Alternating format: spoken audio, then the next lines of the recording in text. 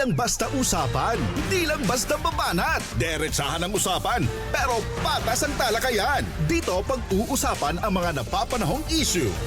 Eye for an eye. Eye for an eye. Makakasama po natin ngayong umaga po na ito ang presidente po ng SINAG. Ang samahan po ng industriya ng agrikultura, walang iba kundi si Engineer Rosendo. So, pabati mo na po natin, Engineer. Magandang umaga po. Masantos siya kabasan na imbag na bigat na, sir. Magandang umaga. Magandang umaga, Mark, at magandang umaga sa lahat. Apo. Sir, unahin ko na po. Kahapon na balita namin kasi medyo may paggalaw po sa produkto ng luya at ilang produkto po ng sibuyas dito po sa lalawigan ng Pangasinan. Ano po nakaka-apekto po dito, Sir Sendong? So far, tapos na yung harvest ng atin sibuyas, no? Konti na lang ang ina-harvest. So, nasa cold storage na yan. So far, yung sa luya naman, inaano natin sa Vizcaya area, no? Konti pa lang yung sa luya. Opo. Pero sa mga ibang produkto po natin na pang-agrikultura, ano po yung namomonitor po ngayon ng SINAG na medyo significant po yung galaw po or sa presyo po ngayon na meron po tayo sa merkado, ito po yung masasabi na nating okay na? So far, ano naman, yung gulay naman, medyo majority ng mga gulay mababa naman. Ang presyo ng atin karneng manok, ang farm gate, more or less nasa 115 to 125. Yung egg naman medyo mababa, no? Ang egg ngayon, maraming na-produce. Tapos ang pork naman nagre-range from 350 to 380 dapat ang presyo.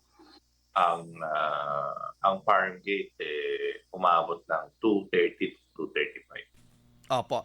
Dito po sa ano po kasi nakaraang eleksyon, isa po sa parang naging concern po yung mga nabanggit nyo po yung sa gulay, yung pag-aangkat daw medyo naapektuhan daw kasi yung mga nagbababa, yung mga nagta-transport daw umalis muna, bumoto, pumunta sa kanila sa Mountain Province.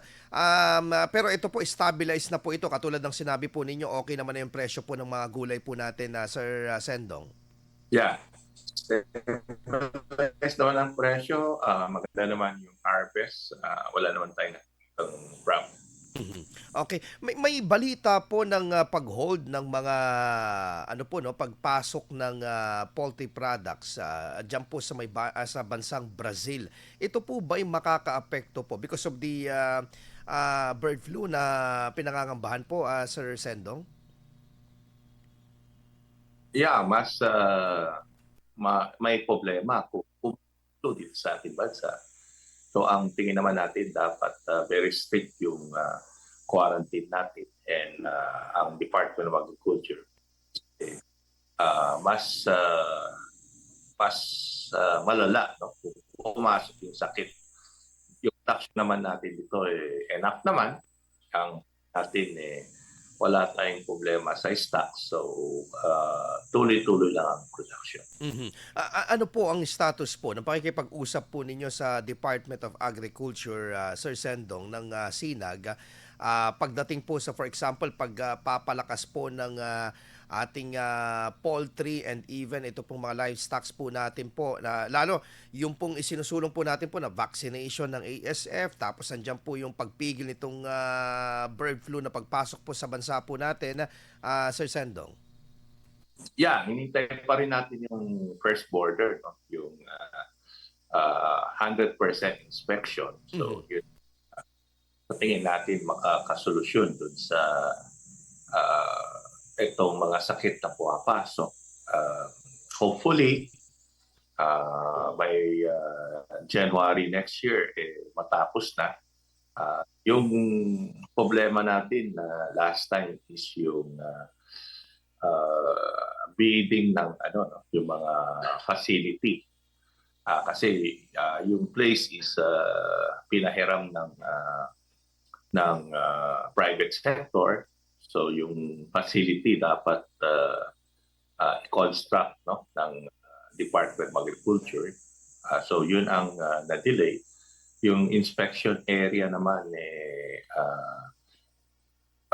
kinonstruct ng private sector. So yun ang dapat na ma-facilitate agad para at least yung mga sakit hindi pumasok dito sa ating bansa. Mhm.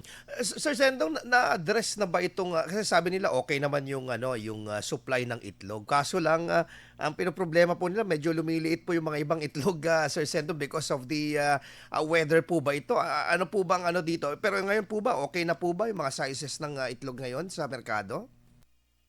Kaya medyo maliit pa rin, no? Dahil dun sa init ng panahon. Pero siyempre, yung production tuloy-tuloy, kaya mas marami ang size na mas maliit na ngayon. Yun ang isang challenge ng mga producers. Okay. Dito po sa lalawigan po ng Pangasinan, Sir Sendong, ito pong majority po ng mga poultry products po natin po ba may pinag-aangkatan po ba natin dito, or sapat po yung ating mga local na nagpo-produce po dito? So far, dito sa lalawigan natin, sapat yung production natin. Naglalabas pa tayo ng mga stocks, no? Yung sa poultry product natin. So wala tayong problema, and enough yung stocks natin ng poultry product ito. Mhm. Okay. Pero Sir Sendong, tawag dito yung pong mga ano po natin po dito sa lalawigan ng Pangasinan na pagdating po sa mga poultry products po natin, may mga tsaka yung livestock may mga ilan pa po namumroblema na nagsasabi, sino ba talaga may problema? Yung po bang nag-aangkat o yung nagsusupply ba? Kasi may mga minsan discrepancy po ng presyuhan po sa mga iba't ibang mga pamilya. Kasi our reporters is going around in a different market every morning. Ang napapansin nila may parang pagkakaiba. Minsan may mga bayan na sobrang tataas ng kanilang presyuhan ng mga karne. Ano po ba talaga ang ano po dito na estado po ngayon ng usapin po na ito, Sir Sendong, as far as Pangasinan is concerned? Yeah, ang karne, talagang yung karne ng baboy, kung makita natin, talagang malaking nawalaan last year. Mhm. Kung makita natin yung data ng production natin, talagang bumaba dahil yung tinamaan ng ASF June to December last year. So ito is kung makita natin yung tinamaan na yan is January to July, yung produce nun apektado. So yun ang challenge na tinitingnan natin para at least hopefully yung vaccine maayos, no, para at least mag-umpisa alaga ulit yung mga may alagang baboy. Ayun. Okay, so ito po talagang isa sa nakakaapekto pala sa presyon. Pero anyway, I think kung ito po ay saklaw pa rin po ninyo sa aquaculture po, Sir Sendong, kasi may mga ilang bayan po dito na may mga red tide ano pa rin na alert pa din. Kamusta po ang monitoring po natin po dito sa mga kasamahan po natin? Yeah, yung farm gate price ng bangus maganda naman, nasa 130 pesos per kilo. So wala tayong nakikitang problema doon sa pinoproduce na bangus. And of course, tuloy-tuloy yung production ng mga hito, mga tilapia dito sa local fish pond sa mga area na inland na sinasabi natin. Wala naman tayo nakikitang problem sa production. Okay. Eto na lang, panghuli na lang po siguro. Sir Sendong, medyo naiinggit po yung mga taga Pangasinan sa 20 pesos na bigas. Dito po ba sa atin, babaha na po ba ng 20 pesos sa mga susunod na buwan dito po sa lalawigan po ng Pangasinan, aside from it is available in Kadiwa? Yeah, we hope na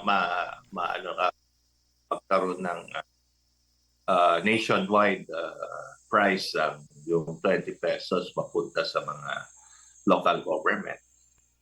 Sa ngayon kasi limited pa lang ito, and of course ang nakikita natin yung sa Metro Manila, dun binubuhos yung Kadiwa and yung outlet na ginagawa ng Department of Agriculture. we are hoping na maging nationwide para at least lahat makakuha ng 20 pesos na bigas. Ayan, okay.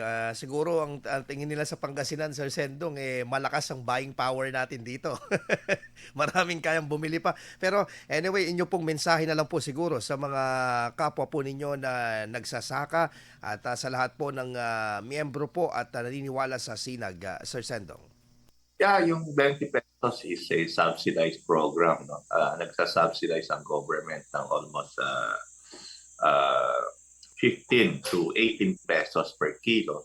So ang tamang presyo naman is nasa 35 pesos ang regular, 38 to 40 yung well-milled rice, and yung imported umabot ng 45 pesos to 50 pesos.